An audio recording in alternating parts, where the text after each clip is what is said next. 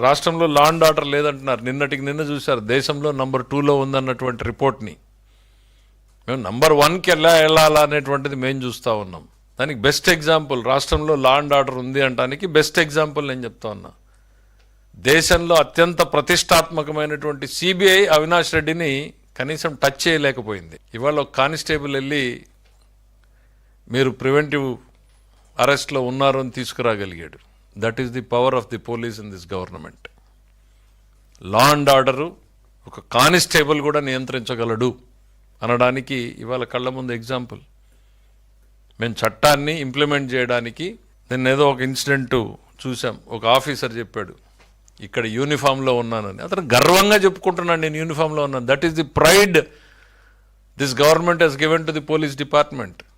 మీరు ఆ యూనిఫామ్ విలువను తీసేశారు, వాళ్ళకున్న గౌరవాన్ని తీసేశారు, వాళ్ళకున్నటువంటి ఆత్మవిశ్వాసాన్ని దెబ్బతీశారు.